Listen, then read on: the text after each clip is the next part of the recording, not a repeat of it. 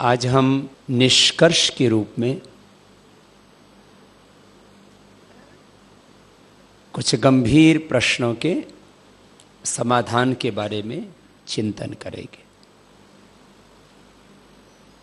आप सभी भाई बहन नेतृत्व की भूमिका में हैं और जो नेतृत्व करने वाले लोग होते हैं उनका माइंडसेट बहुत ऊंचा होना चाहिए। पूरी दुनिया जो चल रही है ये माइंडसेट के आधार पर चलती है और पूरी दुनिया में जितने भी प्रयास चल रहे हैं, मुझको यदि एक वाक्य में कहूं तो सब जैसा व्यक्ति, समाज, राष्ट्र और विश्व बनाना चाहते हैं उसके अनुकूल माइंडसेट तैयार कर रहे हैं। श्रद्धेय स्वामी जी महाराज ने अभी शिक्षा की बात की, वह उसका सबसे प्रथम चरण है। और उसके बाद में जिस भी धरातल पर हम खड़े हैं वहां सुबह से शाम तक जो भी हमारे सामने घटनाएं घटती हैं वो सब हमारे माइंडसेट को प्रभावित करती है। पूरी दुनिया के जो भौतिकवादी लोग हैं, बाजारवादी लोग हैं, उपभोक्तावादी लोग हैं, पूंजीवादी लोग हैं, वो क्या कर रहे हैं? वो सुबह से शाम तक ऐसा दृश्य आपके सामने प्रस्तुत करते हैं जिससे कि आप ज्यादा से ज्यादा भोग करो। अखबार में आपको वही पढ़ने को मिलेगा जिससे कि ज्यादा से ज्यादा आप चीजों को बाय करो, खरीदो। इसको बाजारवाद बोला जाता है, इसको उपभोक्तावाद बोला जाता है, इसको भौतिकवाद बोला जाता है, इसको भोगवाद बोला जाता है। दुनिया के 700 करोड़ लोगों में कम से कम उन्होंने आधों को बेवकूफ बना दिया है। और लोग लगा रहे हैं किस बात के लिए? कि तुम ये क्रीम लगाओगे तो गोरे दिखोगे। कोई लेना देना नहीं उसका गोरेपन से।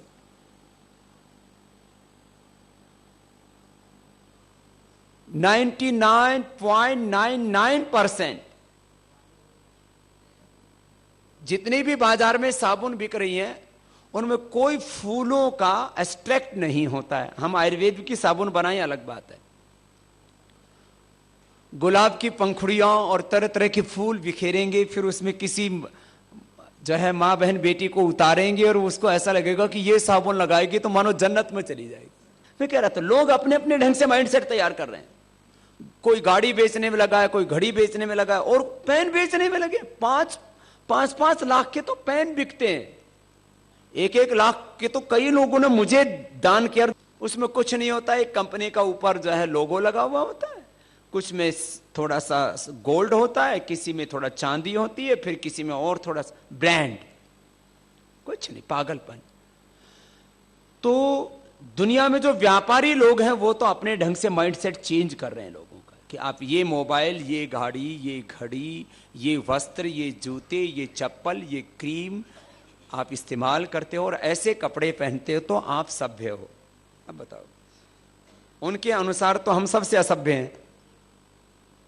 क्यों? हम कोई ब्रांडेड कपड़े नहीं पहनते, हम कोई ब्रांडेड नेपकिन नहीं रखते, हम कोई ब्रांडेड क्या वैसी घड़ी नहीं इस्तेमाल करते, हम कोई ब्रांडेड गाड़ी इस्तेमाल नहीं करते कि जिसको इतना बड़ा ब्रांड, आजकल 5-5 करोड़ की भी गाड़ियां मिलती हैं।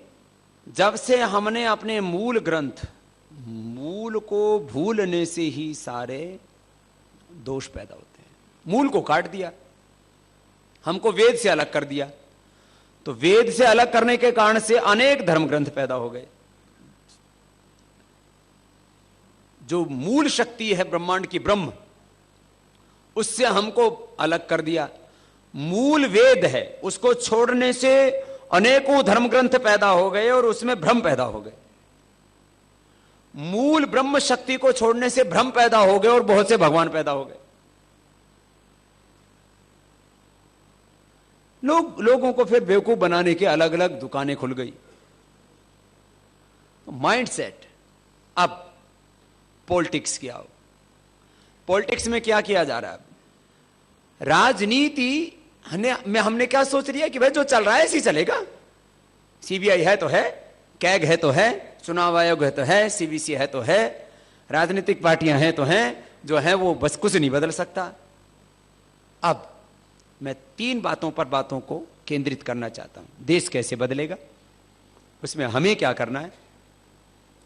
देश कैसे बदलेगा, उसमें हमें क्या करना है, और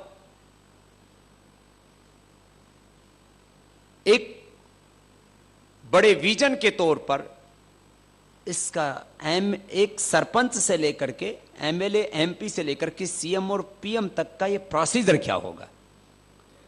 अब मैं कुछ बातें पहले निष्कर्ष के तौर पर कहूंगा, बाद में उनका सार कहूंगा, विस्तार करूंगा। देखो,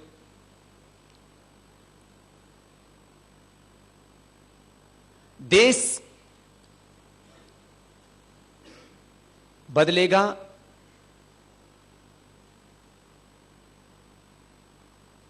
सत्य और न्याय से।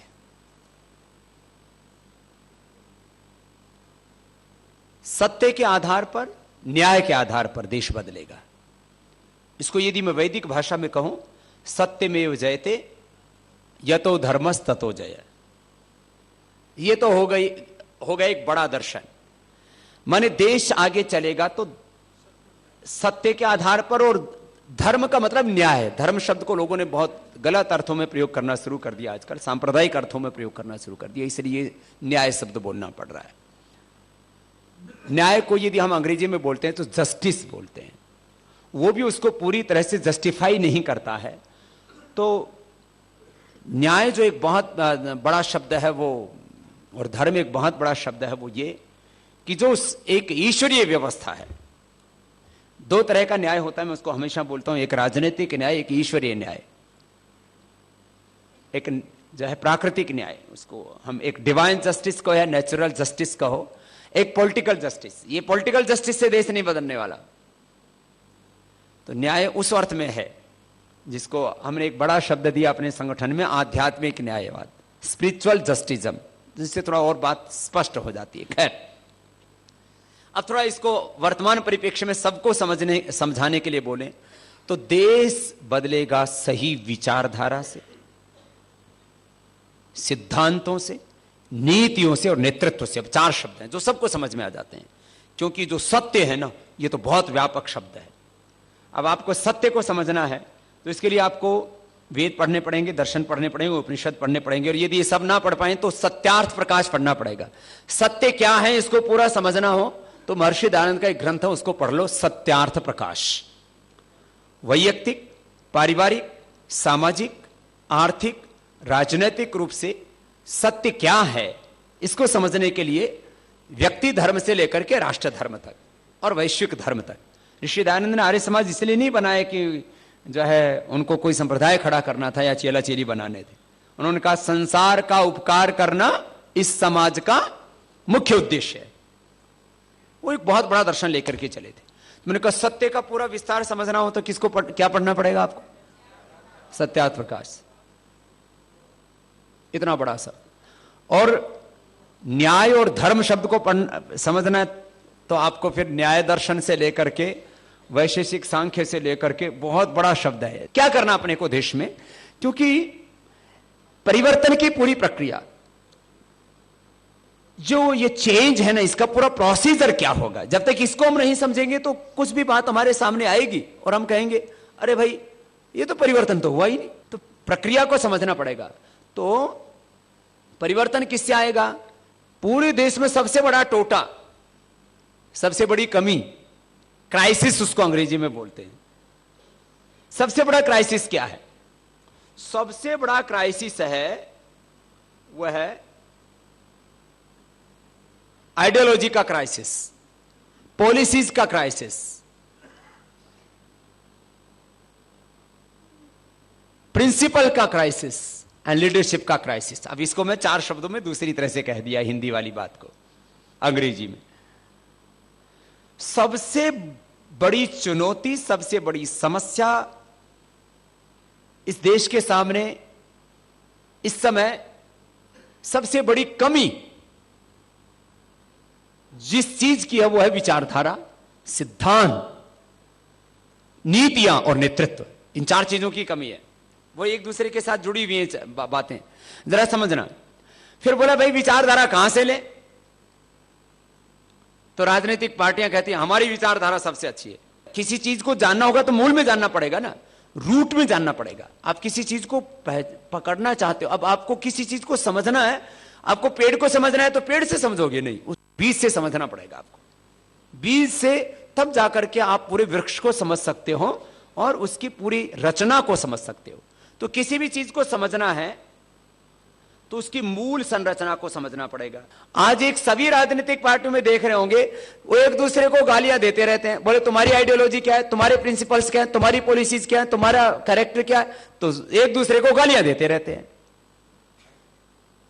तो बनेगा कैसे देश? इसलिए मैं कहता हूं वर्तमान कोई भी राजनीतिक पार्टी की ईमानदारी वाली विचारधारा नहीं है, ईमानदारी वाली नीतियां नहीं है, धर्म और सत्य पर आधारित, न्याय पर आधारित विचारधारा, सिद्धांत, नीतियां और नेतृत्व नहीं है। इसलिए इन सबको पूरी तरह से बदलना पड़ेगा, तो ही हिंदुस्तान का भला हो सकता, नहीं तो नहीं हो सकता। ये एक पार्टी की बात की, ऐसे सब पार्टियों के मूल में जाओगे तो उनके पास में भी यही। अब इनको इस समस्या ये आ रही है कि ये बता ही नहीं पा रहे इनकी विचारधारा क्या है। What is your ideology, policies, principles and what is your leadership? जिसको ये जो है तो किसी का उत्तर नहीं मिलता। फिर इधर उधर ताकने झांकने लगते हैं। कोई कहते हैं वो हमारे आइडियल हैं, ये बहुत बुरी हालत है। पॉलिसीज, प्रिंसिपल्स को लेकर के बहुत बुरी हालत है, आइडियोलॉजी को लेकर के, लीडरशिप को लेकर के। फिर क्या किया हमने फिर एक व्यक्ति को हमने कहा भाई इस आदमी को परखो भाई, क्योंकि नए आदमी तैयार करने में अभी और वक्त लगेगा, क्योंकि आदमी तैयार होने में लगते हैं 25-30 साल। एक आदमी को परिपक्व होने में, ये छोड़ दीजिए 15-20 साल तक की उम्र छोड़ दीजिए, इसके बाद आदमी को 20-25 साल लगते हैं तैयार होने में। तो आदमी पूरा परिपक्व होता है करीब 40-50 साल की उम्र में, 40 से 50 के पास पहुंचने तक। तो हमने चरणबद्ध तरीके से चीजों को आगे लेकर के हम बढ़े। अब हमने देखो आइडियोलॉजी तो पहले व्यक्तियों के, मैं जो है कुछ महापुरुषों के आधार पर उस बात को कहूंगा, फिर शब्दों के आधार पर उस बात को लेकर के आऊंगा। विचारधारा, आदर्श, सिद्धांत, नीतियां और नेतृत्व यदि किसी एक महापुरुष ने निर्विवादित रूप से दिया तो उसका नाम महर्षि दयानंद सरस्वती है वर्तमान युग में। जरा इसको गहराई से विचार करना, जरा इसको गहराई से विचार करना। कैसे, क्यों? महर्षि दयानंद ने जो विचारधारा दी, सामाजिक रूप से, आध्यात्मिक रूप से, राष्ट्रीय, वैश्विक रूप से, उसकी कोई काट नहीं है, उसके ऊपर कोई प्रश्न चिन्ह नहीं लगा सकता। वो अवैज्ञानिक नहीं है, वो अतार्किक नहीं है, वो अव्यवहारिक नहीं है। जो विचारधारा हो वो वैज्ञानिक होनी चाहिए, साइंटिफिक होनी चाहिए, वो सार्वभौमिक होनी चाहिए, यूनिवर्सल होनी चाहिए।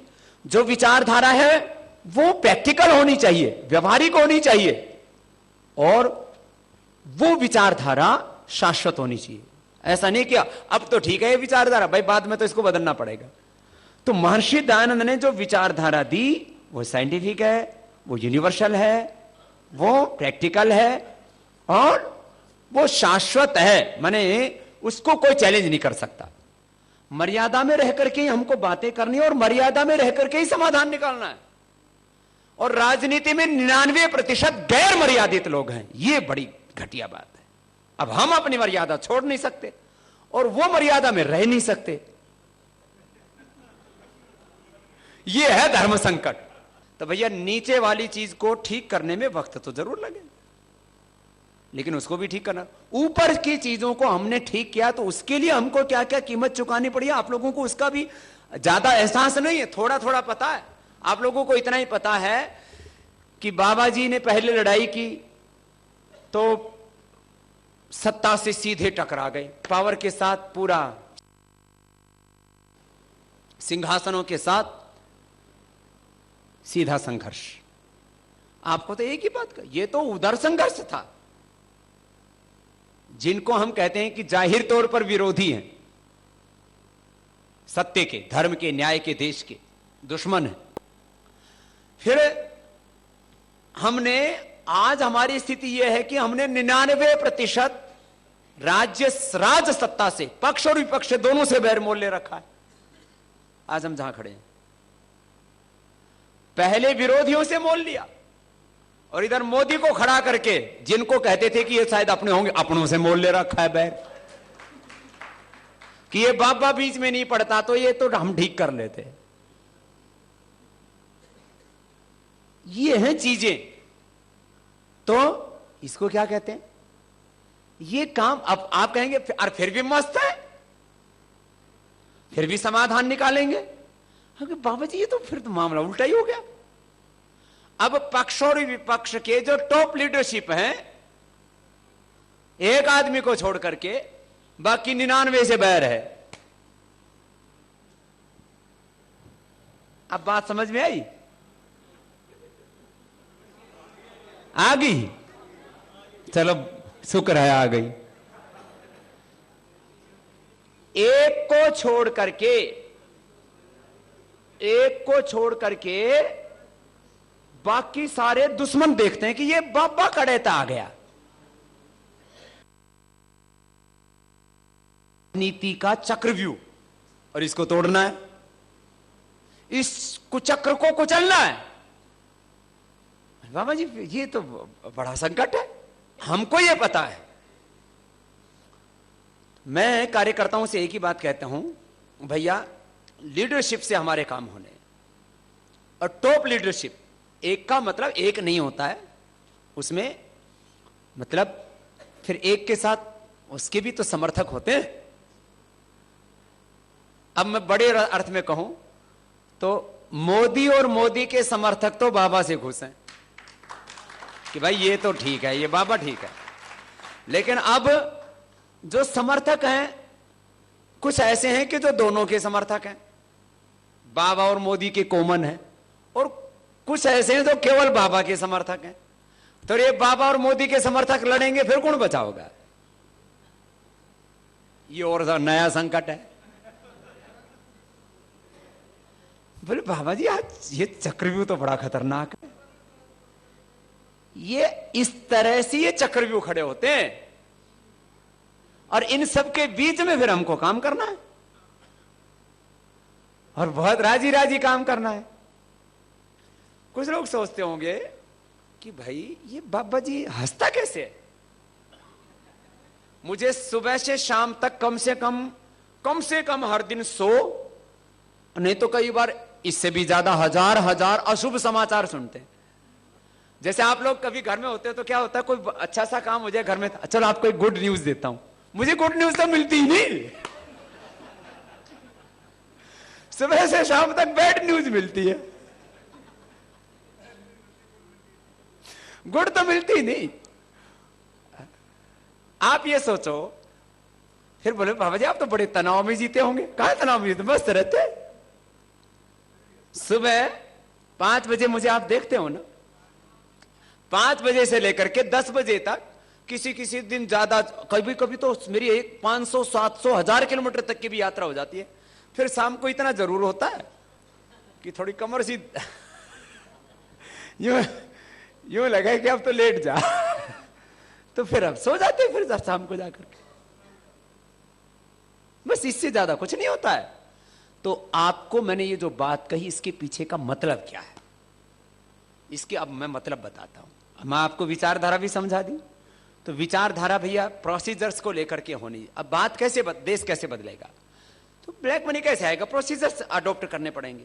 तो मैंने मोदी जी से कहा, मोदी जी आप इन सब प्रोसीजर्स जो है ब्लैक मनी वापस करने वाले, चाहे बड़े नोट वाला प्रश्न है, चाहे एफडीआई का अल्टीमेट ओनरशिप का डिक्लेरेशन वाला है, बैंकिंग सिस्टम के अंदर जो इकोनॉमिक ट्रांसपेरेंसी वाला है, इकोनॉमिक ट्रांसपेरेंसी, मैंने तो अभी एक बिल के ऊपर काम करना शुरू कर रखा है,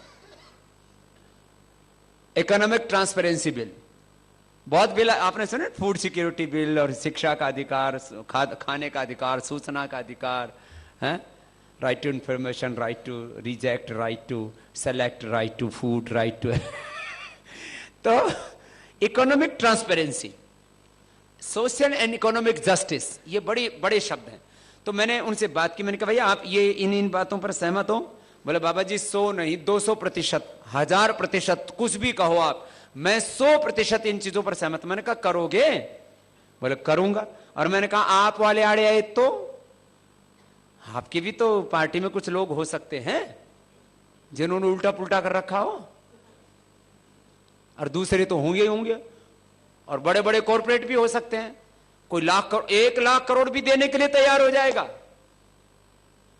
1000 करोड़ नहीं, 10,000 करोड़ नहीं, 1 लाख करोड़ भी देने के लिए तैयार हो जाएंगे लोग। पीछे तो नहीं हटोगे? बोले स्वामी जी चाहे सारी दुनिया बदल जाए, मैंने जो आपसे वादा किया है मैं उससे मुकरूंगा नहीं। तो भाई इसी पर तो भरोसा करना पड़ेगा। मैं आपको, आप बोले बस बाबा जी आपने मोदी पर क्यों भरोसा कर लिया? भाई थारे ऊपर भी तो भरोसा कर रहा हूं।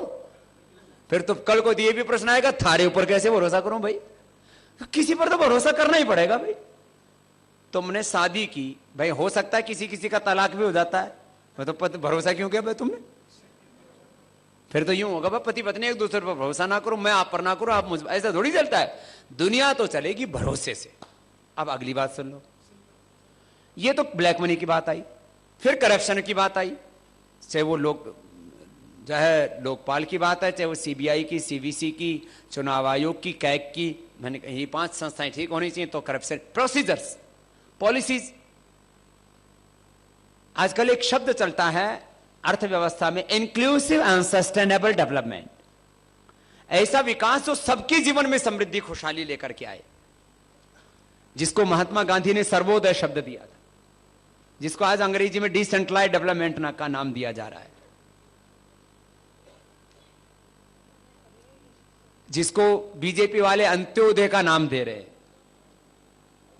जिसको समाजवादी लोग, मार्क्सवादी, माओवादी लोग, वो देखो उनकी प्रक्रियाएं अलग हो सकती है, लेकिन उनका भी मूलतः दर्शन यही है कि भाई सबके जीवन में समृद्धि है, लेकिन आई तो नहीं। जैसे कैपिटलिस्ट है वैसे ही सोशलिस्ट है। तो चीजें इतनी बड़ी हैं, समय हमारे पास में। मैं 50 साल की योजना बना के चल रहा हूं, और आने वाले 2014 की भी योजना है, फिर 2019 की भी है, फिर 2024 की भी है। ऐसे थोड़ी है ऐसे बैठे हुए हैं भैया। अब नेतृत्व से नीतियों को परिवर्तित करना है, और नीचे वाले नेतृत्व में भी अच्छे लोग थोड़े बहुत आएंगे, ज्यादा नहीं आएंगे। फिर मैं कह रहा हूं एक साथ सारे लोग नहीं बदले जाएंगे। राजनीति के बदलने का मतलब क्या समझते हो पता है? राजनीति के बदलने का मतलब है आपको पूरा जुडिशरी को रिफॉर्म करना पड़ेगा। राजनीति को बदलना है आपको पूरी ब्यूरोक्रेसी को चेंज करना पड़ेगा। राजनीति का मंत्र है पूरी जो है ये जो इलेक्टोरल सिस्टम है इसको बदलना पड़ेगा। विधायिका, कार्यपालिका, न्यायपालिका, ये 3 बदलेंगे तो राजनीति बदलेगी। तो आप लोगों के सामने मैंने ये बातें इसलिए रखी कि आप लोगों को ये पता होना चाहिए कि परिवर्तन की प्रक्रिया, what is the procedure of change. जब हम बार बार करें कि परिवर्तन आएगा, परिवर्तन आएगा, तो भैया ये परिवर्तन अवश्य भावी है, परिवर्तन होगा और हम करेंगे। ऐसा नहीं कि कोई दूसरा करने आएगा, लेकिन उसके प्रोसीजर का भी पता होना चाहिए। तो अब कुछ थोड़ा थोड़ा बेरा पट्टा पट गया। तो यह है परिवर्तन की प्रक्रिया, और इसमें मैंने कहा नीचे की भूमिका, ऊपर की भूमिका। नीचे की भूमिका 99% नहीं रह गई है, वो अच्छी भी है और वो बुरी भी है। अभी पार्टियों में क्या चल रहा है? पार्टियों में चलता है, आजकल आपने एक शब्द सुना होगा बहुत ज्यादा, सुप्रीमो सिस्टम, और अंग्रेजी में क्या बोलते हैं उसको? High command. High command system चलता है। तो भैया हमको हाई कमान और सुप्रीमो को के साथ में तो पूरा ऐसे रहना है, और भैया नीचे जो उसके चेले चपाटे, जो उसके दरबारी लोग हैं ना, ये दरबारी लोग हमेशा से ऐसे ही रहे हैं। इनसे बहुत ज्यादा अपेक्षा मत किया करो। लेकिन अच्छे भी लोग उसमें नहीं आएंगे। अब हुआ क्या, अब सबको पता है नीचे वालों की निष्ठा खंडित रहती है, तो पार्टियों ने एक अपना सिस्टम बना लिया, वीटो पावर ले ली। जब भी कोई उनको परिवर्तन लाना पड़ता है तो क्या लगा देते हैं, व्हिप लगा देते हैं। तो लोग पूरे देश में बहस करते हैं, लोग व्हिप सिस्टम बड़ा बेकार है, इसमें क्या मतलब रह गया एमएलए एमपी का। मैं सच कह रहा हूं, ये एमएलए एमपी खाली फीत लगाने के लिए हैं। इनका आज की डेट में इनका कोई बड़ा महत्व नहीं है। फिर करते क्या है, इनका एक भूमिका है कि जो ऊपर से बजट आए उसको नीचे ठीक करने में सामान्य भूमिका निभा सकते हैं। और वैसे मैं कहता हूं कि देश में एक अच्छा नेता हो, एक एमएलए की एक एमपी की जरूरत नहीं। जो सिस्टम एक ट्रांसपेरेंट बना दिया है, जिस काम के लिए जो बजट दिया जाता है, इनका एमएलए एमपीओ का खाली जो है नेतागिरी करने का काम है। सिस्टम ना ये ऑडिट में किसी काम के होते, उस फंड में भी डीएम की एसडीएम की और उसकी भूमिका होती है। कोई उल्लंघन होता है तो पुलिस की भूमिका होती है। ये खाली धमकी देने के लिए, भपकी देने के लिए, मूस पहनाने के लिए बनाए गए। ये सच में इनका आज की डेट में कोई बहुत ज्यादा महत्व नहीं है। पूरा जो सिस्टम है उसमें आप जो सोचते हो ना कि एमएलए एमपी को बस इनको मेज थपथपाने के लिए व्हिप जारी कर दिया तो थपथपाओगे, जो कुछ कर लें। गाड़ी भी देते थे, क्या करेंगे, क्या करें, बदमाश उल्टा कर रहा है। गाड़ी दे के भी थपथपानी पड़ेगी, कुछ नहीं कर सकते। यस नो वोटिंग करवा देते, कुछ भी कर लो, और व्हिप में खिलाफ जा नहीं सकता हो। तो ये बड़ा विचित्र मामला है, और इसको और हिंदुस्तान को अभी और परिपक्व होने में, हां अब मैं वापस आता हूं, हर आदमी का ईमानदार होना जरूरी है। अब ये है हमारा काम, अच्छे लोग तैयार करना जरूरी है। तो आप लोग, अब आपका काम शुरू होता है, मैंने ऊपर वाली बता दी, उसको ठीक करेंगे भाई, कोशिश करेंगे दरबारी भी ठीक हो जाए। लेकिन राजा तो अच्छा चुन ही लेंगे, इसमें तो कोई शंका है नहीं। दरबारी अच्छे होने में थोड़ा वक्त लगेगा भाई, मैंने देख लिया, बहुत कसूता काम है। इतने मतलब जो है बात घटिया स्तर पर उतर आते हैं। हर किसी को मना करो तो अब जैसे कि भाई मतलब जो बुरे लोग होते हैं ना, वो मत कहते ना, फिर जैसे हद पार करके बुराई पर जा पड़ते। मैंने कई जगह प्रयोग किए, तो मैंने कई जगह प्रयोग किया भाई, इन गलत आदमियों की एंट्री नहीं होनी चाहिए। वो गलत आदमी मेरे पास साष्टांग करने पहुंच जाओ, बाबा जी हम तो आप ही के चेले हैं। अरे मैंने कहा तुम चेले कब से हो गए? नहीं बोला, हम मेरी तो माँ, मेरा बापू, मेरी पत्नी, मेरे बच्चे, हम तो आप ही की पूजा करते हैं। अब बताओ इनका क्या करें? ये कलाकारी है इनकी। तो आप माने इस चीज को आप सोच भी नहीं सकते। फिर जिसको देखो, कोई एमएलए के लिए 5 करोड़, एमपी के लिए 10 करोड़, राज्यसभा में जाने के लिए 25-50 करोड़ हाथ में लिए घूमते रहते हैं। कुछ लोगों के पास में इतने पैसे हैं, उनको मतलब जो है पैसे तो उनके लिए कोई कीमत ही नहीं रह गई है। अब बताओ ईमानदार आदमी क्या कर लेगा? फिर भी मैं इतनी परिस्थितियों के बाद भी कह रहा हूं कि हम नीचे से भी ठीक करेंगे और ऊपर से भी ठीक करेंगे। लेकिन ऊपर वाला ठीक करने के लिए हमारे पास में एक पॉइंट है। नीचे वाले में जो है ना चीजें बहुत फैली हुई हैं, तो नीचे वाली चीजों को ठीक करने में थोड़ा ज्यादा वक्त लगेगा। इसलिए हमेशा चीजें कहां से चलती हैं? ऊपर से सफाई करनी पड़ेगी। ये तो राजनीतिक रूप से ठीक हो गए। अब आदमी ठीक, अच्छा चलो हमने कर दिया, ये चीजें कानून अच्छे बनवा दिए, पैसे भी आ गए, सब कुछ आ जाएगा, ऐसी बात नहीं, सपना नहीं है। फिर आदमी तो अच्छा होना चाहिए। और आदमी किससे अच्छा बनेगा बोलो? आदमी अच्छा बनेगा योग से, अध्यात्म से, और आदमी अच्छा बनेगा बचपन से। बच्चा अच्छा पैदा हो तो आप तो बन गई हो अब ज्यादातर सास, आपकी बहुएं अच्छी हों उनके। अब आदमी कैसे अच्छा होगा? हम जो बात करते हैं ना व्यक्ति निर्माण, व्यक्ति निर्माण क्या करते हैं? दो चार लोग इकट्ठे होकर अच्छे अच्छे भाषण दे दे तो वो व्यक्ति बन जाएगा। आदमी अच्छा कैसे बनेगा? अब तो ये तो मैंने बताया सिस्टम की बात, व्यवस्था की बात, कैसे देश बदलेगा ये तो कुछ समझ में आई ना। परम पूज्य स्वामी आदमी कैसे अच्छा बनेगा ये सुन लो। तुम कहोगे बाबा जी ये तो उससे भी कठिन काम है। इसमें तो ठीक करने के लिए 4-5 हजार एमएलए और 400-500 एमपी ठीक करने हैं, और ये तो 125 करोड़ ठीक करने हैं। अब ये कैसे ठीक होंगे ये सुन लो। कुछ तो इसमें एक्सपायरी डेट वाला माल है।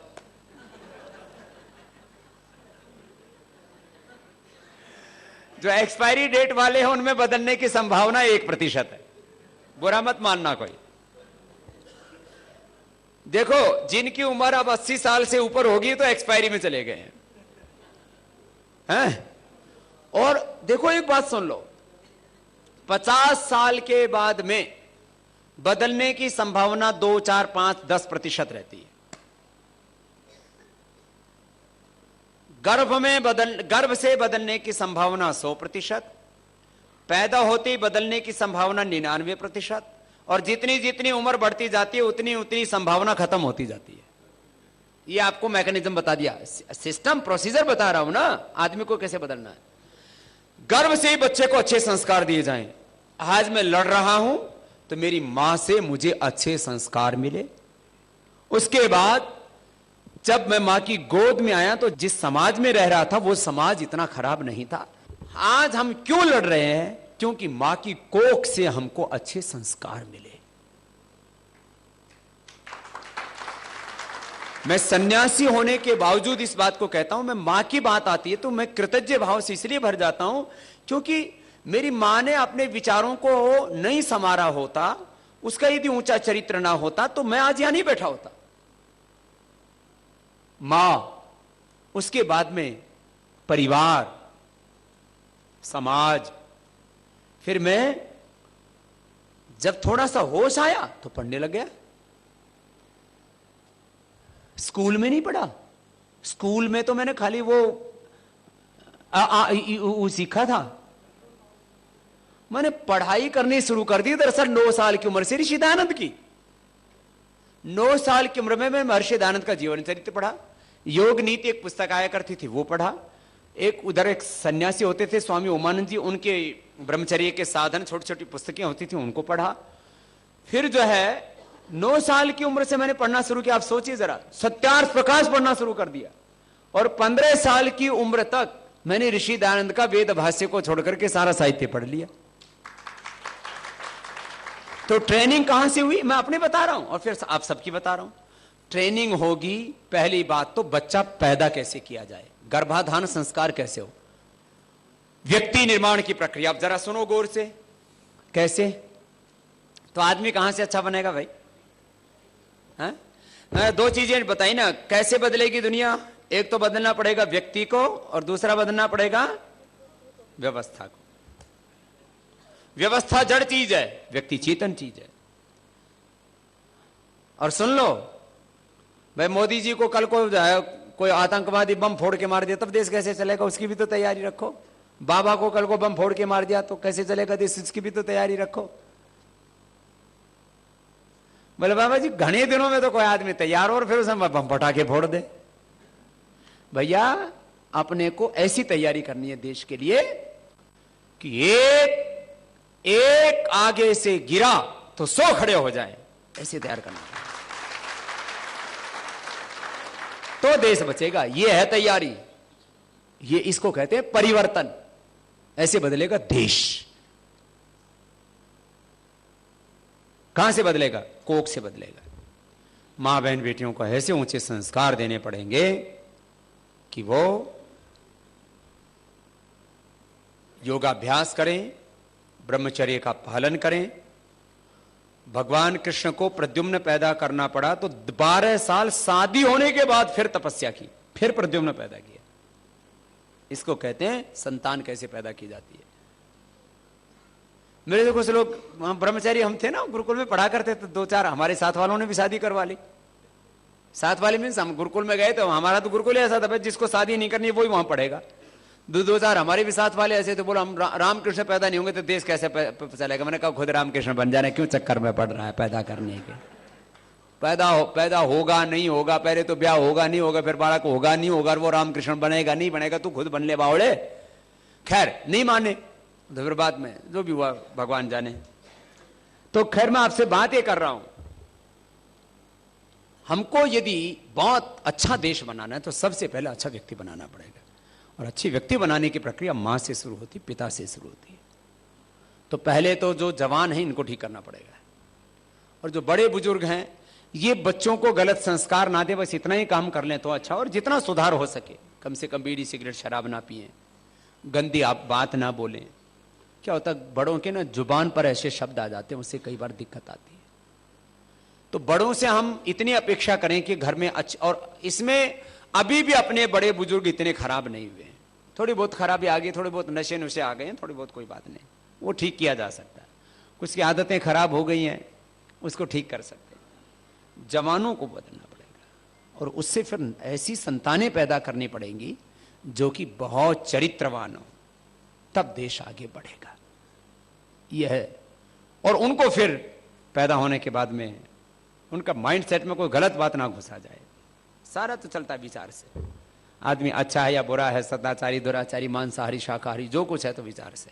तो उसको ऐसे विचार ऐसे संस्कार, जो अब बात आई वापस, विचारधारा सिद्धांत आदर्श नीतियां वही देने पड़ेंगे उसको। तो कहां से आएगा परिवर्तन? यहां से आएगा परिवर्तन। तो उनको फिर गुरुकुलों में पढ़ाना पड़ेगा, शिक्षा व्यवस्था को बदलना पड़ेगा, पूरे एजुकेशन सिस्टम को बदलना पड़ेगा। ये इंफॉर्मेशन बेस्ड है, इसको ट्रांसफॉर्मेशन बेस्ड बनाना पड़ेगा, इसमें स्पिरिचुअलिटी लानी पड़ेगी। इंफॉर्मेशन के साथ साथ स्पिरिचुअलिटी, आध्यात्मिकता, आध्यात्मिक शिक्षा व्यवस्था, मूल्यों पर आधारित शिक्षा व्यवस्था। तो हम वहां से, तो बच्चे मां की कोख से जब चरित्रवान पैदा होंगे, फिर उनको अच्छी शिक्षा दी जाएगी, फिर उन बच्चों को कोई नहीं, फिर एक नहीं, दो नहीं, सैकड़ों नहीं, हजारों बच्चे तैयार होंगे। अभी सबसे बड़ा टोटा है आदमी का, और आदमी को बदलने वाला काम बचपन में 99% संभावना है, पैदा होने के बाद कोख से भी ना हो तो भी। मैं बहुत इसके बारे में सोचा, 2-4 बातें जीवन की कह देता हूं। मैं कहता हूं जीवन किस पर चल रहा है? प्रारब्ध और पुरुषार्थ के 2 पहियों पर चलता है। प्रारब्ध में 2 चीजें होती हैं, देखो जरा इसका विस्तार करते जाना। जीवन को समझना, ऊपर जीवन लिख दो, और जीवन के नीचे है? ये चीजों को समझने के लिए कैसे समझना पड़ता है? ऊपर जीवन है, और जीवन को समझना है तो जीवन में क्या है? 2 चीजें। जीवन के नीचे निशान लगा के, फिर डैश लगा के, दोनों तरफ, एक तरफ प्रारब्ध और दूसरी तरफ पुरुषार्थ, ऐसे लिखते हैं। एक तरफ प्रारब्ध, और प्रारब्ध में 2 चीजें हैं, एक है कर्माशय और दूसरा है संस्कार। और पुरुषार्थ में 2 चीजें हैं, एक हमारा स्वभाव और एक हमारा आचरण। ये 4 चीजों को समझ लिया तो आपको पूरा जीवन समझ में आ जाएगा। जीवन की गाड़ी किन पहियों पर चल रही है? प्रारब्ध और पुरुषार्थ। प्रारब्ध किस रूप में हमारे साथ? संस्कार और कर्माशय। उसी के अनुसार हमें बुद्धि मिलती है, उसी के अनुसार हमें दृष्टि मिलती है, उसी के अनुसार हमें स्वर मिलता है, उसी के अनुसार हमें हृदय भावनाएं संकल्प हमारे होते हैं, उसी के अनुसार हमारे आचरण भी होते हैं। दोषपूर्ण स्वभाव और दोषपूर्ण आचरण, इसको बदलना है बस। दोषपूर्ण कर्माशय और दोषपूर्ण संस्कार, और इस जन्म का दोष शब्द से बात समझ में आ जाती है, इसलिए इस जन्म का दोषपूर्ण स्वभाव और दोषपूर्ण आचरण, इससे मुक्त हो गया तो उसको जीवन में सब कुछ सिद्ध हो जाएगा। आप लोग जो भी हो ना, गड़बड़ कहां आती है? आदमी का पिछला कोई कर्माशय उदय हो जाता है, पिछला कोई संस्कार उदय हो जाता है, और उसके भीतर कृतघ्नता पैदा कर देता है, उसके भीतर आलस्य पैदा कर देता है, उसके स्वभाव में और आचरण में दोष ले आता है। पिछली चीजें कहते हैं पता नहीं कौन सा कर्म सामने आ गया भाई, ये पिछली चीजें कभी भी आकर के तुम्हें ऐसे पटक देंगे उठा के, तुम सोचेंगे मैं तो इतना अच्छा था, मुझे पटक क्यों दिया? बाद में कहोगे अरे भैया तो गलत हो गया। समझ में आई बात? तो लोग 2 चीजों में फंसे हुए, कर्माशय, अशुभ कर्माशय, अशुभ, और शुभ है इसे तो आदमी बने। अब इसमें ये सबका सामर्थ्य एक जैसा होते हुए भी एक जैसा नहीं है। मैं कहता हूं सब मानव में महामानव होने का, पुरुष में महापुरुष होने का सामर्थ्य, वही तो योग से हम कराते हैं, मैं जो रोज बताता हूं जिसको। लेकिन फिर आदमी की गाड़ी अटकती क्यों है? वो यहां से अटकती है। क्या, कौन सी चीज अटकाती है? कोई ना कोई कर्मा से पिछला कोई ना कोई संस्कार आ जाता है। और इस जन्म का भी, जन्म से लेकर के अब तक हमारा स्वभाव पक गया। क्या हो गया? 25 साल तक कच्चा कच्चा रहता है थोड़ा। 25 साल के बाद, 25 साल तक ये समझ लो 75% तक सुधरने की संभावना है, और बाद में तो पक्का घड़ा हो जाता है। उसको फिर तो फोड़ोगे तो ठेकरा हो जाएगा। ये है। अब और समझ में आई? तो ये जीवन को समझना है तो प्रारब्ध और पुरुषार्थ को समझो, यहां से परिवर्तन होगा। फिर चलो कहां? सत्य और के रास्ते पर चलते रहो। सत्य कहां से आएगी आवाज? वेद के अनुसार चलते रहो, वो आएगी भीतर से। आत्मा में परमात्मा की जो प्रेरणा उठती है वही सत्य है, वही वेद का ज्ञान है, और वही धर्म है, वही मर्म है। वेदवाणी हो, गुरुवाणी हो, सारे पवित्र जितने भी ग्रंथ हैं दुनिया के, उनमें सब में यही सार है सबका। आत्मा में उस परमात्मा का प्रकाश हर समय होता रहता है। इसी को कहते हैं उसको तो प्रकाश हो गया, उसको तो सेल्फ रियलाइजेशन हो गया, उसको वो तो संबोधि को प्राप्त हो गया, उसको तो वो बुद्ध हो गया, उसको आत्म साक्षात्कार हो गया। ऐसे शब्द सुनते रहते हो ना आप, यही है। तो आप सबके लिए अब ये बातें हैं। संगठन में इस समय 2 लक्ष्य दिए हुए आप लोगों को। भैया आप चीज को ठीक करना है, तो नेगेटिव सोचोगे तो सारा कुछ नेगेटिव दिखेगा, पॉजिटिव सोचोगे तो सब कुछ पॉजिटिव दिखेगा। अपने को ये सब व्यक्ति और व्यवस्था को ठीक करने के लिए अपनी प्रक्रिया क्या होगी? तो भैया आप लोग ज्यादा से ज्यादा ऐसा करो, योग की कक्षाएं लगाओ और अपना संगठन मजबूत बनाओ। याद रख लेना हमेशा, कभी भी भीड़ ने दुनिया का नेतृत्व नहीं किया है। मैं आजकल इस बात को बहुत कह रहा हूं। लोग सोचते हैं भीड़ भीड़ भीड़ के चक्कर में मत पड़ो। भीड़ ने कभी भी समाज का नेतृत्व नहीं किया है। मैं एक भीड़ नहीं हूं। स्वामी दयानंद भीड़ नहीं थे। भीड़ से ही आते हैं हम सब लोग।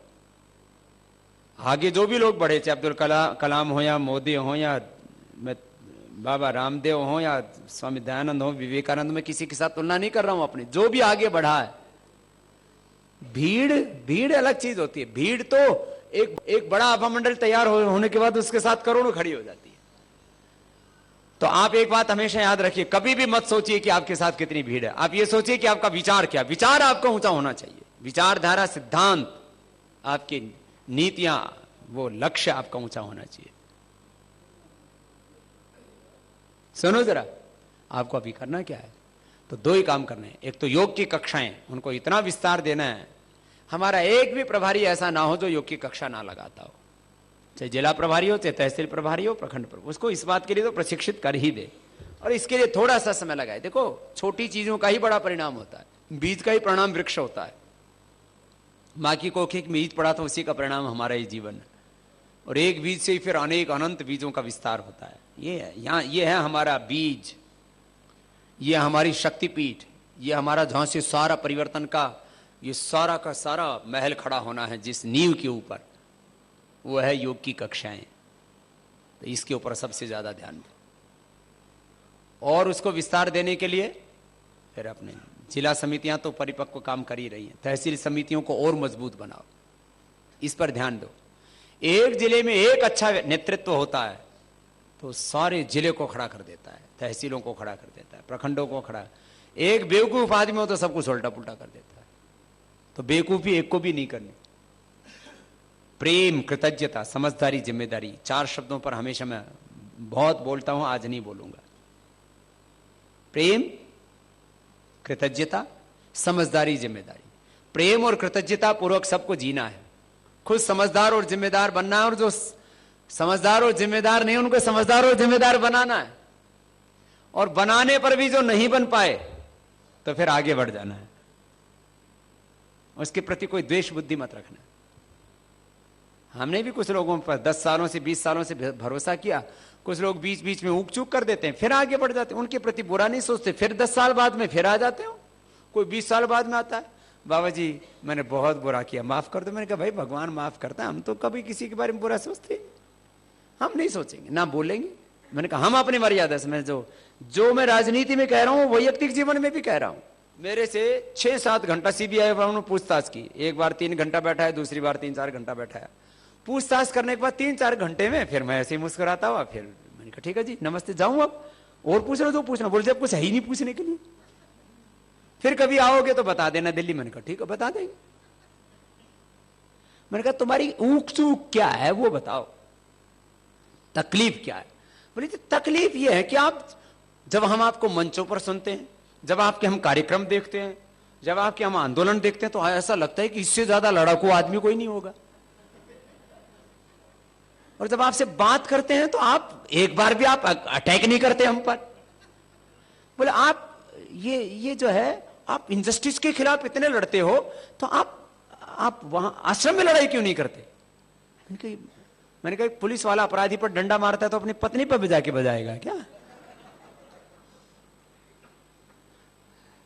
हे भाई अन्याय के खिलाफ संघर्ष करना होता है ना, घर तो प्रेम से चलेगा भाई। तुम जितने मेरे से ये कई घंटे आपने पूछताछ की, इतने अपने माँ बाप का भी ऐसे इंटरव्यू लेते हो बैठ करके, तो चुप हो गए। बोले ये आदमी कैसा, इसका पता नहीं लग रहा। मैंने कहा मैं आदमी तो ठीक हूं।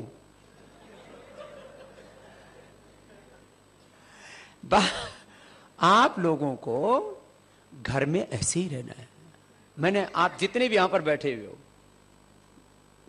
मैंने आज तक किसी को डांटा है जोर से भी?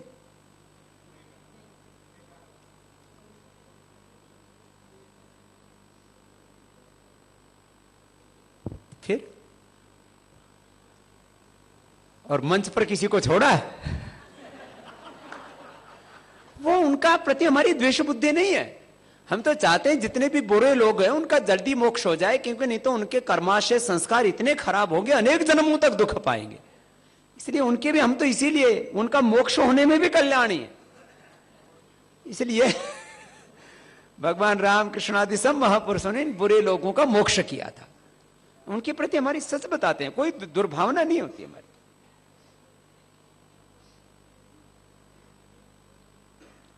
अभी भी जिस हम कहते हैं भाई ये तो जो है सारा देश लूट लिया सबको, उस पार्टी के भी बहुत से लोग कभी एयरपोर्ट पर कहीं इधर उधर अभी भी तो मिल ही जाते हैं, कभी ट्रेन में मिल जाते हैं, प्लेन में मिल जाते हैं, वो भी बेचारे प्रणाम करते हैं, तो उनको भी तो आशीर्वाद ही देते हैं। ऐसा थोड़ी है कि उनको आशीर्वाद नहीं देते। आशीर्वाद के कई अर्थ होते हैं। भगवान तेरा भला करे, किसी के मरने में भला होता है, किसी के जीने में भला होता है। तो भगवान की व्यवस्था वो तो वो देखेगा ना, हम किसी के प्रति दुर्बुद्धि ना रखें। उसकी परमात्मा अपनी वाली भगवान का काम भगवान को करने देना चाहिए, इंसान को इंसान का काम करना चाहिए। आज उल्टा हो रखा, भगवान के काम को हम करने लग रहे हैं। अरे भाई आदमी आदमी वाला काम करता रहे, भगवान का काम भगवान पे छोड़ दो। ईश्वरीय न्याय व्यवस्था में पूरा भरोसा रखो और अपने कर्म और अपने कर्मफल व्यवस्था में भी पूरी आस्था रखो, हो जाएगा कल्याण।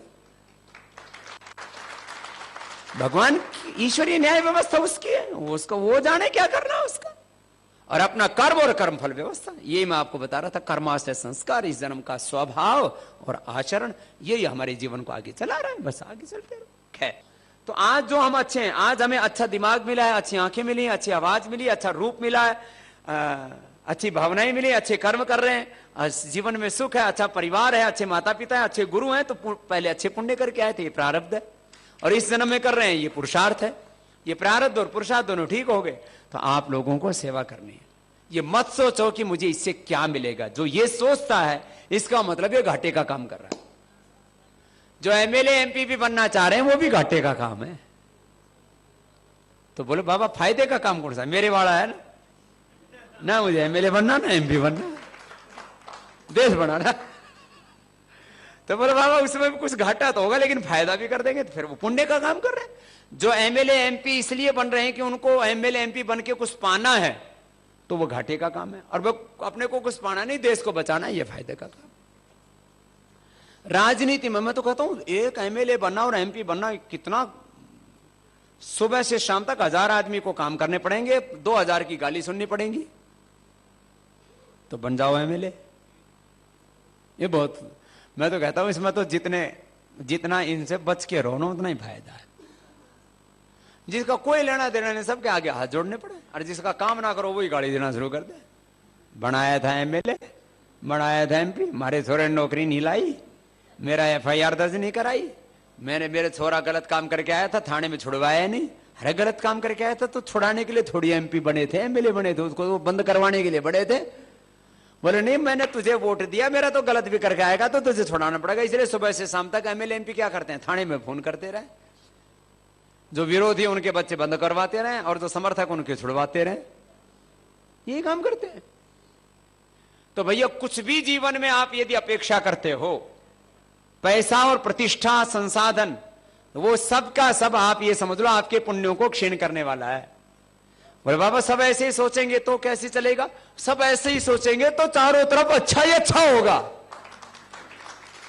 ये है समृद्धि का आधार। सब जब सब ये सोचेंगे क्या इसके बिना मेरा गुजारा हो सकता है, तो इतने कपड़े होंगे, इतने खाने पीने के सामान होंगे, अब सब मेरी तरह से कम खाना शुरू कर दे, तो फिर खाने की चीज की कमी क्या है? जो मेरे साथ में रहते हैं खूब खाते पीते, क्यों? मैं नहीं खाता तो वही खाते, मैं खा जाऊंगा तो वो क्या खाएंगे? अब बहुत से बाबा लोग हैं 1.5 2 क्विंटल के, बाबा खावे चेले भूखे मरे, और यहाँ बाबा सूख गया, चेले एकदम मस्त ठंडा हो रहे।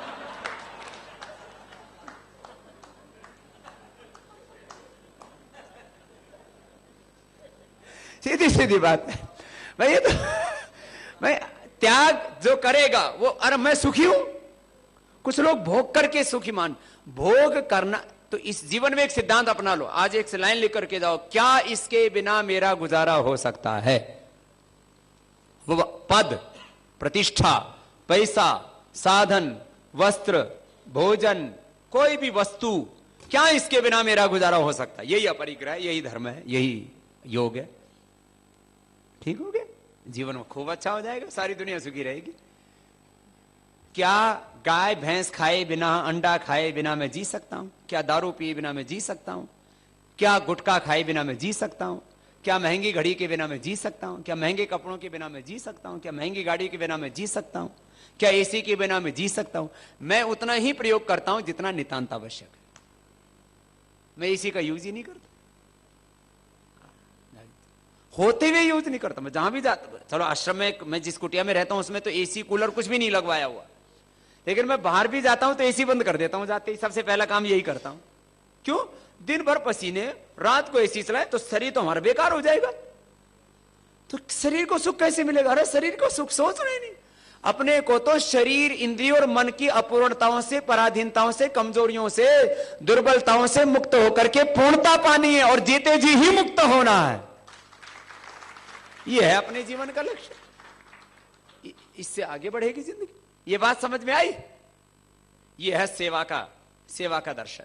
सुनो अब अगला कार्यक्रम यह है कि आप सब लोगों को एक तो संगठन का विस्तार बहुत ज्यादा करना, सेवा करनी है योग वाली, खूब योग की कक्षा लगाओ, उससे अच्छे बच्चे भी तैयार होंगे, जवान भी तैयार होंगे, स्वस्थ भारत भी बनेगा, समृद्ध संस्कारवान भारत भी बनेगा। और फिर टारगेट दिया है कि 23 मार्च को सबको पूरे देश में एक साथ योग का सामूहिक प्रदर्शन करना है। सबको मिल गई है ना सूचना? 23 मार्च को, और उससे पहले एक सप्ताह तक एक एक तहसील में, जैसे योग की कक्षाएं जहां लगती है ना, तो वो योग की कक्षाएं, फिर एक दिन योग की कक्षा नहीं लगेगी, उस दिन पूरे तहसील और तहसील के आस पड़ोस के लोग आके एक जगह योग करेंगे, योग शक्ति प्रदर्शन। देखो हमारी एक तो नेतृत्व की शक्ति है, एक कार्यकर्ताओं की शक्ति है, एक समर्थन की शक्ति है, जनशक्ति। ये चारों शक्ति अपने को दिखेंगे तब मैं तो रोज देखता हूं लाखों की शक्ति हर दिन अपने आंखों के सामने, तो आप लोगों को भी इसका पता लगेगा फिर कि आप अकेले नहीं हो, आपके साथ बहुत है। हर आदमी सोचते इतना खराब हो रहा है, ये आदमी सच्चाई की तरफ कैसे आएगा? पूरा भी आदमी है, उसके भीतर आवाज किसकी उठती है, पुकार किसकी उठती है? सच की पुकार उठती है। इसी को वेद में कहा, दृष्ट्वा रूपे व्याकरोत सत्यानृते प्रजापति ही अश्रद्धाम अनृते दधात श्रद्धाम सत्य प्रजापति। सत्य की ओर जमाना कैसे लौटेगा? तो सत्य की ओर ही लौटेगा। क्यों? क्योंकि वही हमारी मूल प्रकृति है, वही हमारी आत्मा की पुकार है, वही आत्मा की पुकार है, और दूसरा कोई रास्ता ही नहीं है। तो आप लोगों को संगठन को बहुत मजबूत बनाना है, योग की कक्षाओं को बहुत ज्यादा ध्यान देना है, और योग की कक्षा लगाने वाले कार्यकर्ताओं को खूब सम्मान देना, और उसके लिए आप सब लोगों को अभी से तैयारी करनी है। ये योगी वाला काम आपको सबसे पहले निभाना है, योगी से निरोगी बनना, और उसके बाद में जो है मानव से महामानव, पुरुष से महापुरुष बनना, और पूर्ण मुक्ति का अनुभव करना इसी जीवन में। ये है अपना लक्ष्य।